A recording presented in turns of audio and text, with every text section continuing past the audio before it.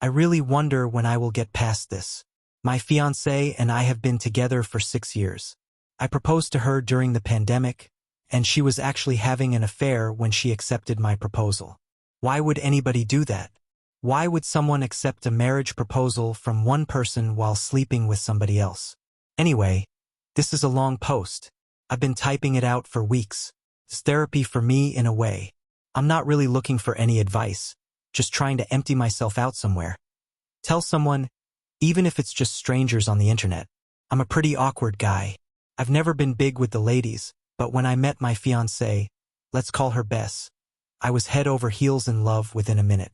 I'd never been in love before, but I knew she was the one I wanted to spend my life with as soon as I met her. For some reason, she seemed to really like me as well, and we were talking about kids and moving in together by the end of the week. The time up until D-Day was great, at least for me. Obviously, it couldn't have been that great for Bess. One day, I happened to see a glimpse of a message on her phone that made me pause. I laid awake that night and got up while she was sleeping and went through it. I'm very comfortable with technology. I actually make a living through some mobile apps I made. I'm not super rich, but I could comfortably take a year off without suffering any long-term economic consequences. Anyway, I didn't find anything absolutely conclusive, but I did find a lot of suspicious stuff like deleted messages. She also had a Snapchat contact with an icon that indicated a lot of interaction. There were also some pictures of a guy I didn't recognize. So I installed spyware to monitor her mobile. I just did a Google search and selected the most expensive service I could find. I could even turn the camera and microphone on remotely. The next day, Bess was supposed to go on a 5-day business trip. She works in sales, so this wasn't necessarily something that was strange for her. But as soon as she was out of the door, the messages started going back and forth. I was devastated. I vomited several times. I just couldn't believe what I was reading. For a long time, I refused to accept what it meant.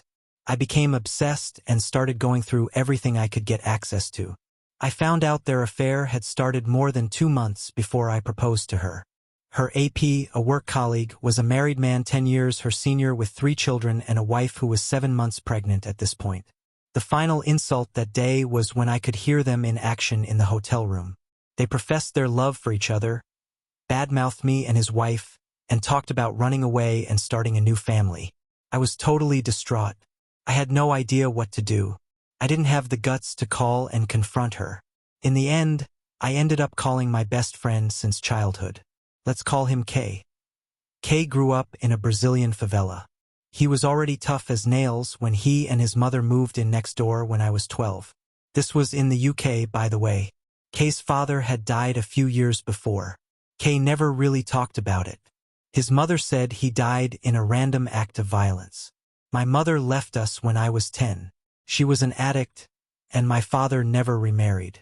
K didn't know a word of English, but over the first summer we became close friends, and I learned some Portuguese and he learned some English. I guess we bonded so strongly through shared trauma. K and I have been inseparable since, which is kind of weird. I'm a conflict-shy and awkward nerd. K is very popular and not afraid of anything, unlike me. K is not big or muscular or anything like that. He's just damn tough. Everybody loves K. In high school, someone planned a surprise party for him, and 250 people showed up. I can probably count my friends on one hand, and 3 of them are more people I know than actual friends. I told K everything, showed him the messages and the emails I managed to uncover. He was silent for a long time. He told me that he couldn't give me any specific advice because this was something I had to deal with the way that was right for me. He then proceeded to remind me about a girl he had been with that had cheated on him. He went nuclear. He exposed her to family, friends, and went no contact. I had no idea what to do, but K's suggestion was the only one I had. I told him that I wanted to do something like that to Bess. For the next few days, we packed all her stuff, drove it to a storage unit, changed the locks on my apartment, and prepared to pick her up from the airport. Thankfully, K was driving. I was actually sitting on my hands to hide how much they were shaking. Bess was all happy and laughing when she got into the car. She instantly noticed something was wrong with me. I just told her I wasn't feeling well. Kay smiled at her and told her I had a cool surprise planned for her at her parents' house. I didn't say anything, not a single word, the entire trip. I tried to not let her see my face, and I faked the smile as best I could. From the moment Bess got into the car, the rest of the day seemed like it played out in slow motion.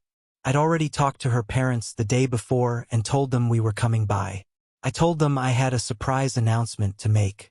When we arrived, there were more hugs and smiles, and I almost backed out at that point. I love her parents. They've been so good to me and always made me feel welcome. Soon, Bess was sitting on the sofa in between her parents. At some point, someone asked me about the big surprise. Kay encouraged me to go on. I started off by telling her parents how fond I was of them and how grateful I was that they had welcomed me into their family and treated me in such a way that I always felt welcome. Then I choked up for a few minutes. I had this entire speech planned out. It was so eloquent and composed. I totally forgot my speech, so I just blurted it out. Bess has been cheating on me with a work colleague who has kids, and his wife is 7 months pregnant. The engagement is off. The wedding is off. Our relationship is over. Bess, your stuff is in the storage container. I just dropped the key on the floor. This is goodbye forever. I walked out while everyone was just sitting there silent. I heard Kay tell them that I needed time to heal and to please don't contact me unless it's absolutely necessary. In the car, Kay told me to post to the Facebook group. The Facebook group was where we were planning the wedding. Everybody was on there. My entire family, her entire family, friends, everyone. I posted a short message almost identical to what I told her parents and then disconnected from the group.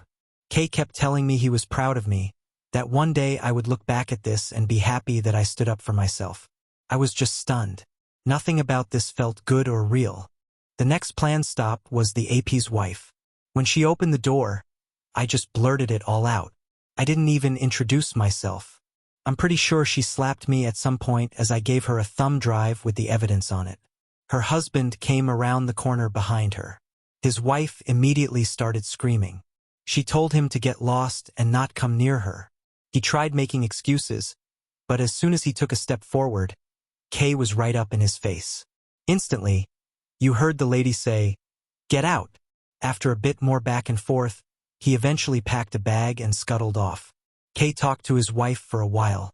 I was just trying to process my screwed-up life in my mind. In the end, we were invited inside. Kay called his mother, and we agreed to spend the night until her father could arrive the next morning to pick her up. She was scared her husband would come back and didn't want to be alone. Inside, I was treated like I had turned invisible. No one saw me or noticed me. I just sat there crying silently. I understand she was in a much worse situation than me. I was not married and did not have kids. Still, I was breaking inside that nobody even looked at me. At some point, they all fell asleep. I sat there crying. I decided that I was going to just end it. I started looking for pills, but I couldn't find any. In the end, I got a long knife and I planned to just stab myself through the heart with it. I held it towards my chest with both hands. When I took a deep breath, the knife went under my rib cage and penetrated about a centimeter. It hurt like hell. I sat there for a while watching the knife with the bloody tip. I have no idea how long I stood there. In the end, I left the knife on the table and went back to my chair. There I sat crying for the rest of the night. I just couldn't get my head around what was happening. Her father arrived at 5:30 in the morning, and I opened the door to let him in. I was covered in blood. He was amazingly calm considering how I looked. He calmly asked me some questions and if I was okay. I mumbled some gibberish. He went inside to find his daughter while I just stood there holding the door. Shortly after, Kay came out to talk to me. I stared at him for a minute, then I just passed out. I woke up in the hospital and that was 3 months ago. Now, Kay stayed with me the first few weeks after I returned home. He was scared I was going to off myself again. I haven't spoken a word to my ex-fiancé. I changed my phone number, blocked her email address, and all access on social media. She's come to my door a few dozen times. She talks through the door sometimes for 4 hours. She talks about how sorry she is and begs for forgiveness. She has told me that she has broken it off with the AP, that the AP's wife is divorcing him, and that she's been fired because the AP's wife reported her to HR. When she comes, I just sit right inside the door. I listen to her and cry. I know it's really messed up. I'm just torturing myself. I haven't responded to her yet. She's told me that she could see the door move when I leaned against it, so she knows I'm there. I haven't healed anything. I still love her like crazy, but my heart and soul are just too damaged. I'm full of anger, hatred, and shame. I know I can never go back to her. It would totally destroy what little self-esteem and self-respect I still have. The confrontation at her parents' place and telling the AP's wife gave me nothing to feel better about. If anything, I regret not just walking away. People have been telling me that at some point you just go numb or become indifferent. I hope that day is soon for me because right now every day is hell.